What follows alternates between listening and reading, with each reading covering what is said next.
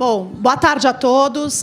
Dando início, então, ao primeiro painel da parte da tarde, esse painel vai tratar dos aspectos aduaneiros na implementação de medidas antidumping e o papel das diversas autoridades governamentais. Então, a ideia que nós queremos discutir aqui é a seguinte: uma vez que um direito antidumping é aplicado, como que se desenvolve a interação entre as autoridades governamentais para a implementação da cobrança e da aplicação do direito, e também os obstáculos que a empresa pode encontrar com questões práticas aduaneiras quando ela tem um direito antidumping aplicado contra ela. Então, o que a gente procurou aqui no painel para compor melhor o debate? Nós trouxemos, claro, o Marcos César, que é o diretor do DECOM, que vai falar do ponto de vista da autoridade investigadora, como se dá o compartilhamento de informações e a interação entre os órgãos governamentais responsáveis pós-aplicação de um direito antidumping. E, por fim, o Pablo Machado, que é diretor jurídico da Suzano Papel e Celulose, vai trazer uma visão prática da indústria, como se vê a empresa que tem contra si um direito antidumping aplicado no exterior. A Suzano foi investigada nos Estados Unidos, tem contra ela um direito aplicado, então o Pablo vai dar essa visão da empresa, dos aspectos aduaneiros da aplicação antidumping. Eu pediria a todos os três painelistas para tomar bastante cuidado com o limite de prazo. Eu vou ser obrigada a ser um pouco restrita com a questão do horário, para que a gente não ultrapasse o limite do nosso painel. Então, eu dou a palavra ao Marcos César para que inicie, sem mais delongas, a sua apresentação. Muito obrigada. Boa tarde a todos. Queria agradecer primeiramente aí ao IBRAC por novamente convidar o DECOM para participar desse seminário. Também, inúmeras vezes, já estive aqui, e é sempre uma ótima oportunidade para debater com vários especialistas aí do setor as questões relacionadas, no meu caso, à defesa comercial. Bom, eu vou pedir um pouco a licença aí à Carla, que está moderando, porque eu vou falar de um tema talvez um pouco mais amplo do que simplesmente as interações com a aduana que nós temos, né? Porque o DECOM,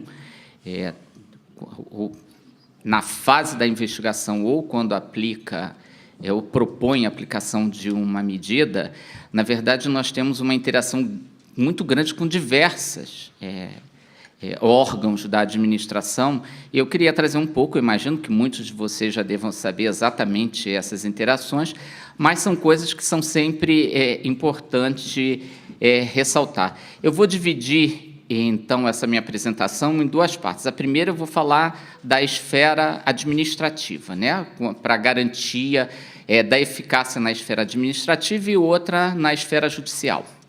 Bom, falando na esfera administrativa, eu poderia dividir isso em dois aspectos, que nós temos uma interação interna dentro do MIDIC e temos uma interação externa quando nós nos relacionamos com outros órgãos da administração pública.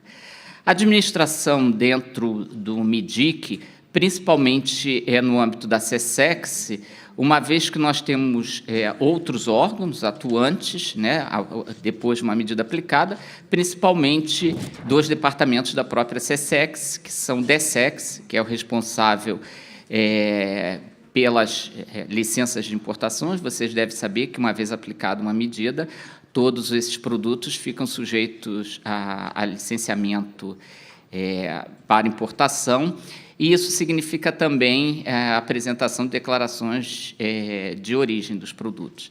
Então, o objetivo disso, obviamente, é para garantir a eficácia da medida e servir de base também para, eventualmente, a atuação de outro órgão, também dentro da SESEX, que é o DEINT, que realiza as investigações de origens com o objetivo de avaliar se está havendo uma tentativa de burla da aplicação de uma medida de defesa comercial via a alteração da origem da mercadoria.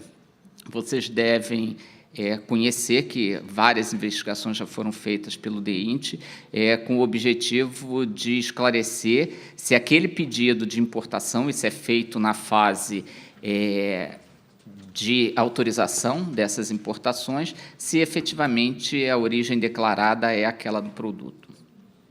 Bom, ainda dentro da administração do MIDIC, existe uma relação não tão intensa, mas que também ocorre com a antiga Secretaria de Desenvolvimento da Produção, atualmente Secretaria de Desenvolvimento da Competitividade Industrial, que é, no caso, o órgão brasileiro que participa do GTIP, que é o Grupo Técnico de Interesse Público. Então, toda vez que há uma avaliação de interesse público, hoje a SDCI é o órgão responsável por isso, e existe uma certa interação do DECOM, obviamente, e aí aqui é uma posição da autoridade investigadora, uma vez que seja aplicada uma medida de defesa comercial, nós queremos preservar essa medida de defesa comercial. Portanto, a atuação do DECOM é sempre de dar as maiores informações possíveis e necessárias para que a gente consiga convencer a quem participa do GTIP, no caso, essa secretaria, de que, obviamente, o DECOM cumpriu todas as regras e que, obviamente, aquela medida foi aplicada de acordo com o interesse público brasileiro, ok? Pode não ser o interesse público imediato, mas tem o interesse público imediato. Então, esse é o papel do DECOM na sua atuação, digamos, indireta, lá no grupo de interesse público. Bom, quando a gente fala de essa interação externa, eu vou começar falando sobre o MRE. Todos devem saber que existe uma interação grande, não só na fase das investigações, mas também depois da aplicação da medida. O DECOM, enquanto autoridade investigadora, tem diversas obrigações multilaterais que tem que cumprir. Não sei se vocês todos sabem, mas cada vez que nós iniciamos uma investigação e aplicamos um direito provisório, um direito definitivo, nós temos que notificar a OMC. E essa notificação, obviamente, é feita por intermédio do MRE, aí com auxílio do pessoal da missão lá em Genebra. Além disso, com essas nossas obrigações também, a cada 6 meses, né, anteriormente aos comitês de regras da OMC, que se reúne a cada 6 meses, né, as reuniões de outono e de primavera, nós somos sempre obrigados a enviar os nossos relatórios semianuais com as medidas que estão em vigor, com as investigações que são iniciadas. Então, todas essas obrigações da autoridade, elas são realizadas por intermédio do pessoal nosso lá em Genebra. E não posso deixar de comentar também os contenciosos, que, eventualmente, nós somos envolvidos. Podemos ser como demandados, né, na área de defesa comercial. Nós tivemos poucos casos, mas já tivemos, e aí nós temos uma interação grande com a Daniela, lá na CGC. E ainda quando nós não somos diretamente ligados nesses litígios, na grande maioria dos litígios envolvendo esses 3 acordos, o acordo antidumping, o acordo de medida compensatória e o acordo de salvaguarda, nós atuamos como terceira parte, enquanto terceira parte, obviamente, nós fazemos nossas manifestações, o DECOM ajuda a apoiar tecnicamente, e, obviamente, o que a gente busca com isso é garantir também a eficácia da nossa medida, querendo induzir os panelistas a interpretar da forma que nos é mais conveniente os acordos lá da Organização Mundial do Comércio. Bom, em linhas gerais, são a forma como o DECOM atua para garantir eficácia. Mas tem um órgão especial, que onde essa relação é muito, digamos, muito mais intensa, que é com a Receita Federal, né? A Receita Federal não só pelo fornecimento de dados, mas pela cobrança, inspeção de carga, mas aí vai estar a cargo aí do Ximenes de de falar um pouco da atuação da Receita Federal, mas a interação é muito grande. E aí, falando dessa interação com a Receita Federal e da forma como isso é dado, na verdade, a partir de informações que nós recebemos da Receita Federal e a partir de inputs que nós temos do setor privado brasileiro, é que o DECOM atua em alguns tipos de procedimentos relacionados à eficácia das medidas. E aí eu menciono as investigações ou as revisões de anticircunvenção, né, nas quais o departamento busca garantir a eficácia da medida naqueles casos em que são feitas pequenas modificações no produto ou o Brasil passa a importar, em linhas gerais ou de uma maneira mais genérica, chamando de partes e peças, componentes dos produtos, ou ainda nos casos em que a assembly desses produtos é feito no exterior, ou seja, um determinado país, um terceiro país, passa a importar partes e peças daquele produto objeto da medida, para que, então, monte esse produto no terceiro país, descaracterize a origem daquele produto como sendo a origem ou objeto da medida, e aí, então, exporte para o Brasil sem a cobrança de direitos antidumping, ou de medida compensatória. O segundo caso, que é algo recente na nossa legislação, são os casos de redeterminação, nos quais o Departamento de Defesa Comercial pode rever a aplicação da medida com base na absorção do direito. Okay? Eu acho que esse é um outro caso bastante típico. Outro caso ainda, que tem sido bastante comum no Departamento, são as avaliações de escopo. Lembrando que a avaliação de escopo ela é meramente declaratória, ela não envolve você aumentar ou diminuir a aplicação de uma medida. Visa única e exclusivamente informar que se determinado produto está ou não dentro do escopo de uma medida. E nós temos outros casos, que são algumas consultas inominadas, que aí a gente tem um relacionamento grande com a Camex, que são consultas feitas à Camex, eu chamaria de consultas inominadas, porque não tem, e que muitas vezes está relacionado à inclusão ou não de determinados itens tarifários nas resoluções que aplicam ou prorrogam ou estendem uma medida, de forma a facilitar o trabalho de verificação da Receita Federal para aqueles determinados itens. Por último, eu queria lembrar para vocês que não só na esfera administrativa a gente busca garantir eficácia, mas também na esfera judicial, né?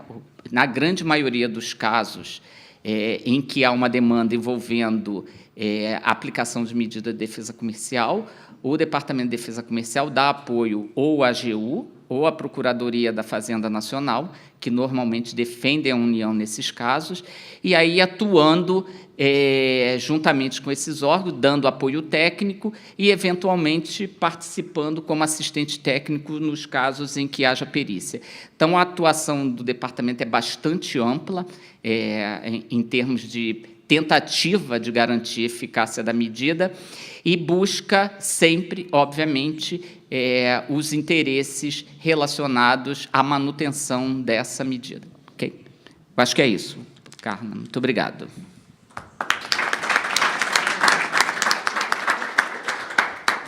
Então, diretamente, eu passo a palavra ao Pablo. Pablo, você tem aí de 10 a 15 minutos para a gente ter 5 de debates. Legal. Bom, boa tarde a todos. Queria começar agradecendo o IBRAC, a Carla e o Francisco pelo convite. Fico muito honrado em dividir esse painel aqui com pessoas tão ilustres, especialistas no tema, diferentemente de mim. Eu vim aqui hoje com o objetivo de contar um pouco para vocês uma experiência diferente no antidumping em alguns aspectos. Primeiro, porque eu vim aqui falar de uma experiência de antidumping aplicada nos Estados Unidos e não no Brasil. E segundo, e talvez a maior peculiaridade, é o fato de que, mesmo após a aplicação da medida compensatória, a nossa companhia continuou a exportar para aquele mercado. Então, em função disso, nós fomos obrigados a aprender uma série de regras e processos e procedimentos da aduana americana. Bom, qual foi o nosso caso? A exemplo de cabelo e diferente de alho, o papel é composto por vários tipos diferentes, né? Então, a gente tem o papel com gramaturas diferentes, com cores diferentes, e o DOC começou uma investigação no final de 2014 sobre um possível direito antidumping contra determinados agentes econômicos situados em China, Portugal, Austrália, Brasil, Chile, e nós fomos uma das empresas investigadas. O processo, essa fase inicial do processo, da qual eu não participei, porque não estava na companhia ainda, foi uma fase muito difícil de delimitação de escopo, dada a diversidade de papéis que existem e são comercializados nos Estados Unidos, e qual era a delimitação de escopo daqueles papéis que, de fato, o governo americano tinha preocupação quanto à posição comercial desses agentes.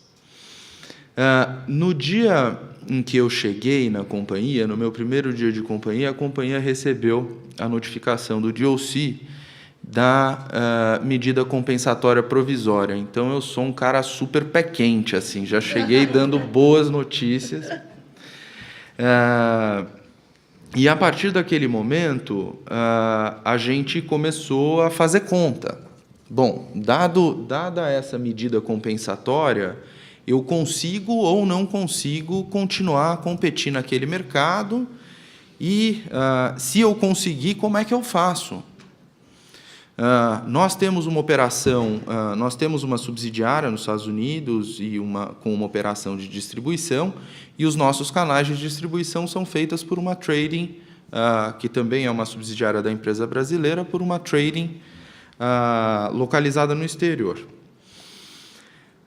Bom, essa tarifa, essa medida compensatória, obviamente, ela é imposta contra o grupo econômico e em relação a determinados papéis.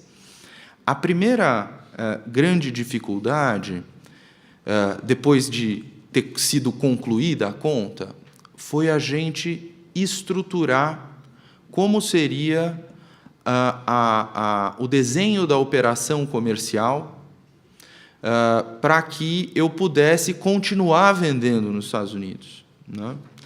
E, dentro disso, a primeira questão passou a ser a determinação da classificação fiscal precisa daqueles papéis objeto da medida compensatória. E isso aí foi um perereco, porque o papel cor-de-rosa claro da gramatura 40 tem uma classificação diferente do papel cor-de-rosa médio da gramatura 45.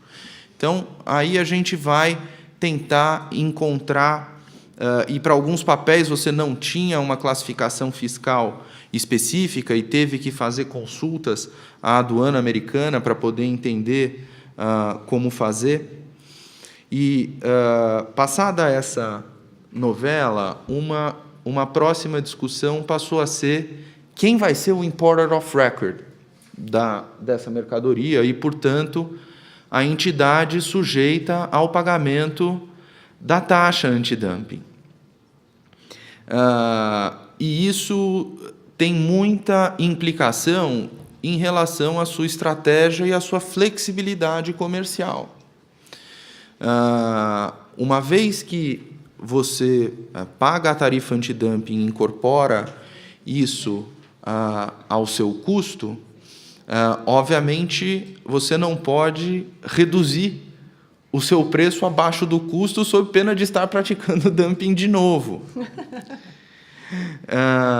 Então, um exercício importante foi a gente estabelecer uma estrutura comercial entre as diversas empresas do grupo que fosse, de um lado, legal e, ao mesmo tempo, que nos permitisse continuar competindo no mercado americano e recolhendo as tarifas antidumping. Agora, ao passarmos por uma estrutura comercial entre partes relacionadas, uma série de regras do direito aduaneiro e do direito tributário americano passaram a se aplicar. A primeira delas foi a obrigação de venda arm's length. E isso é uma coisa complicadíssima, porque o arm's length, conforme examinado pela autoridade antitrust americana, ela é uma comparação entre o seu preço de exportação e de importação nos Estados Unidos vis-à-vis o preço que você pratica no mercado doméstico brasileiro. E é muito interessante porque essas duas bases elas são absolutamente incomparáveis. Por que elas são incomparáveis? Porque no mercado doméstico, os produtos estão sujeitos a um regime de tributação que ele não é aplicável nas exportações. Então, ICMS, PIS e COFINS, ICMS-ST, que é aquele que você recolhe para os agentes subsequentes na sua cadeia, tudo isso se incorpora ao custo do seu produto no Brasil. E nada disso se incorpora ao custo do seu produto nos Estados Unidos. Então, um exercício que se provou muito importante durante o processo de verificação foi a gente conseguir explicar o nosso complexo sistema tributário para verificadores americanos que conhecem um sistema tributário completamente diferente do nosso. E a demonstração para eles de que os americanos eles são muito pragmáticos, né? Então, a pergunta que vinha é: "Let me see your invoice." Então, eu pegava, mostrava a nossa nota fiscal. "Now, let me see your invoice for the US." Invoice for the US. "What is the exchange rate?" Aí você olha, aplica a taxa de câmbio e o preço nos Estados Unidos é muito menor que o preço no Brasil. O cara fala: "Você está querendo me convencer do quê?" "Olha, agora eu vou começar a te explicar." E aí a gente teve que dissecar cada um desses pontos e demonstrar para a autoridade americana como se faz uma comparação de base arm's length para efeito depois da aplicação da medida antidumping e da verificação de que, mesmo entre partes relacionadas, eu estou, sim, vendendo a uma base arm's length. Agora, essa outra questão associada à estrutura da operação entre partes relacionadas, que é como normalmente a gente vê as mercadorias entrando no Brasil também, ela traz uma regra muito ampla e difícil de ser interpretada, chamada de secret reimbursement.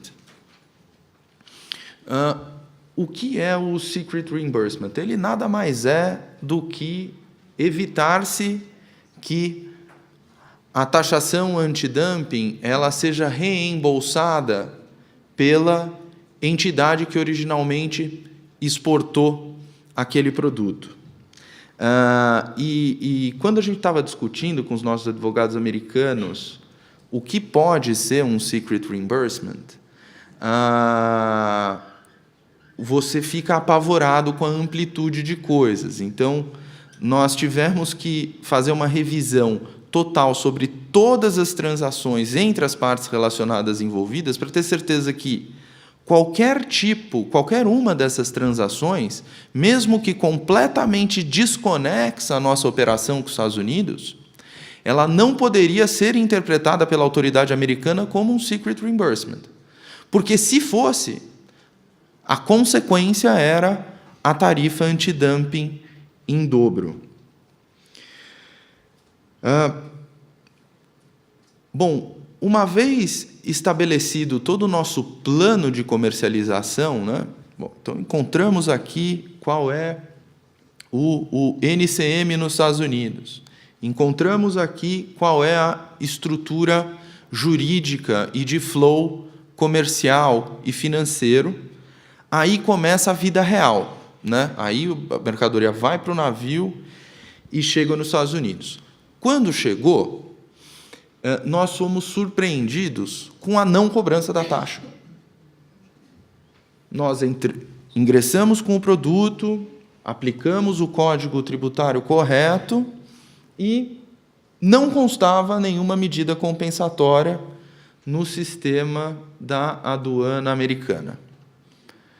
E, diferente dos nervos de aço, aí a gente queria pagar.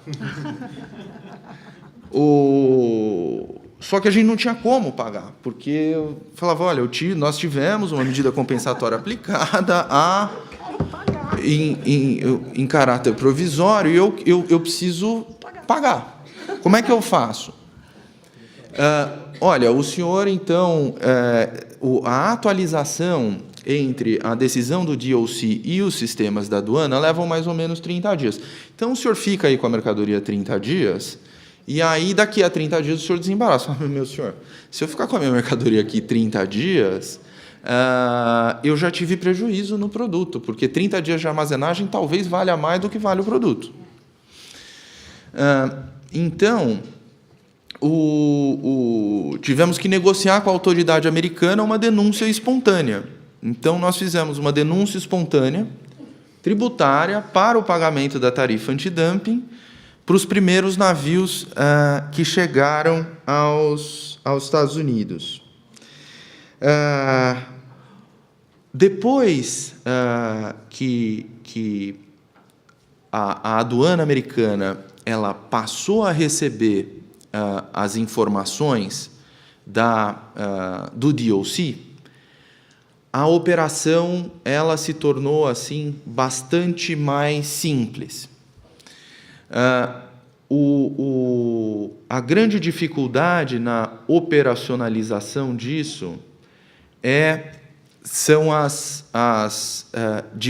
os diversos formulários que, navio a navio, devem ser reapresentados, né, com todos os representations de que não há secret reimbursement, de quais são todas as transações.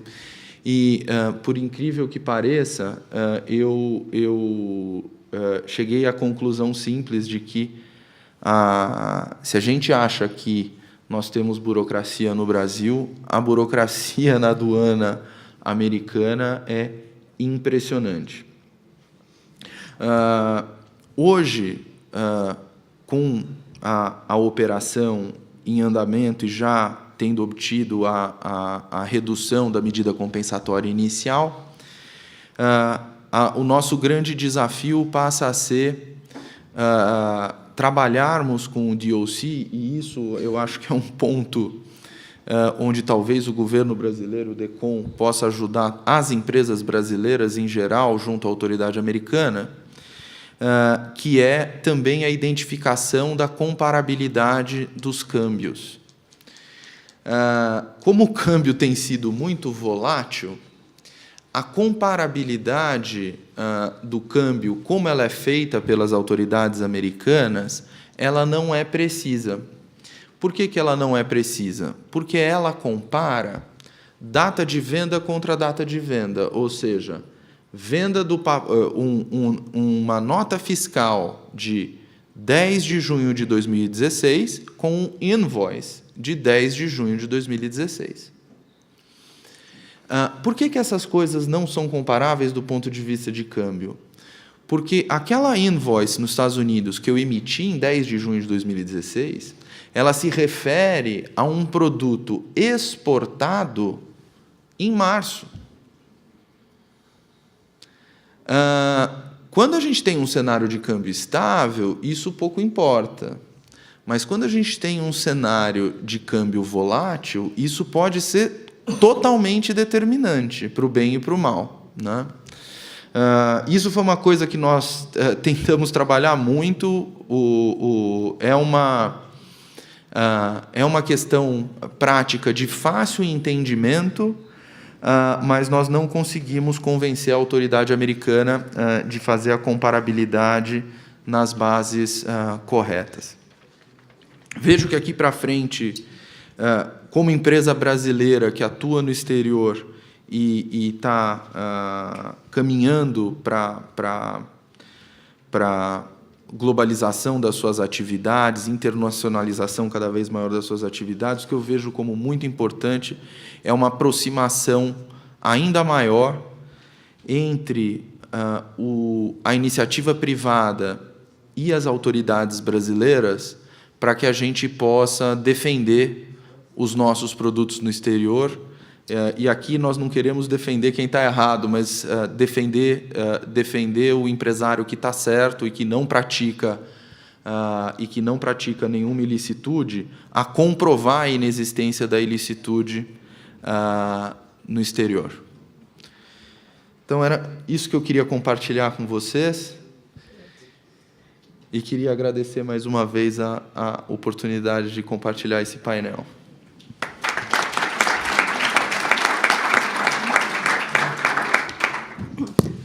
Pablo, agradeço. Muito interessante.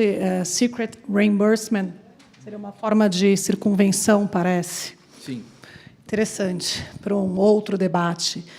Mas, bom, agradeço imensamente, Marco, Pablo e Paulo. Vocês cumpriram o tempo exato. Eu agradeço. A gente conseguiu finalizar o painel em exata 1 hora. Deixando, então, espaço para uma única pergunta.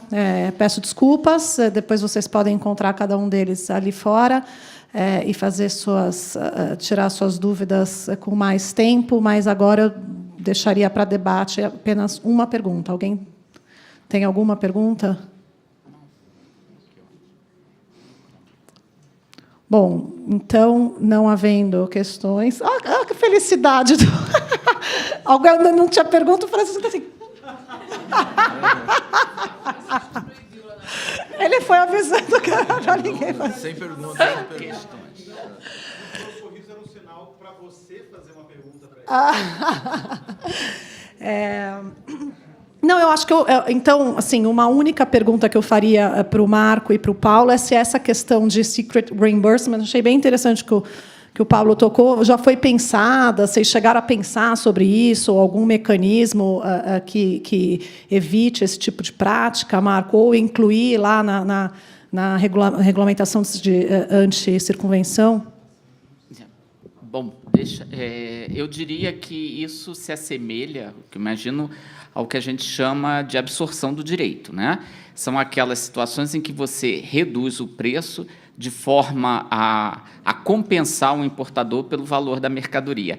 Eu queria chamar a atenção nessa questão aí do secret reimbursement, que essa é uma preocupação muito grande, porque vários dos que estão aqui nessa sala estão envolvidos nos compromissos de preço que são aceitos pelo DECOM.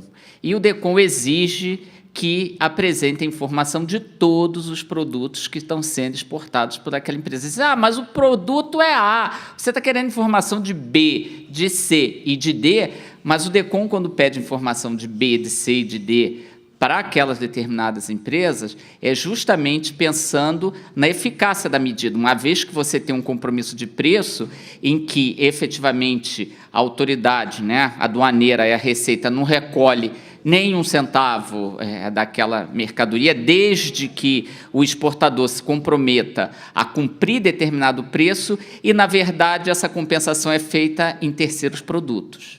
Então, por isso, é uma das formas que o DECOM procura avaliar se um determinado compromisso de preço está tendo eficácia ou não, é ter informações a respeito de todas as mercadorias que aquela determinada empresa está exportando para o Brasil. Então, aí, talvez é uma forma indireta da gente tentar evitar esse secrecy reimbursement.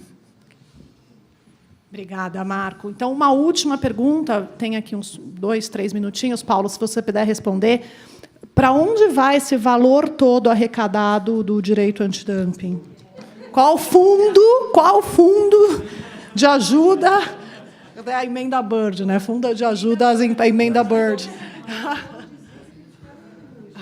Não, o fundo é o mesmo, né? É o mesmo destino do que os tributos. O fundo é o Tesouro Nacional.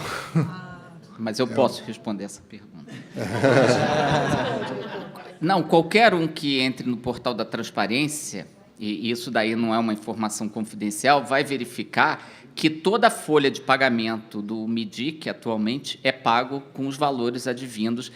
Obviamente, quem faz essa divisão, o Ministério do Planejamento, e quando ele aloca no nosso orçamento, uma parte substancial disso daí vem para o pagamento de despesa de custeio do nosso Ministério. Não é um valor a mais. Na verdade, você pega o total do orçamento do Ministério, eles pegam a arrecadação do direito antidumping, deduzem aquele total e o restante aplica. Quer dizer, se você vai à Lei 9.019, qualquer um pode chegar lá à conclusão para qual seria, efetivamente, o objetivo do recolhimento do direito antidumping. Mas hoje são as despesas de custeio do MIDIC. Okay? É bom saber que eu vou pedir um pouquinho para a Receita. Bom, gente, agradeço. Coffee break ou não coffee break? Então, eu vou pedir a gentileza dos senhores permanecerem na sala diretamente para o próximo painel. Eu chamo os painelistas da próxima sessão. E quem quiser tomar um café, o café está lá fora, mas vamos passar direto sem coffee break. Obrigada a todos.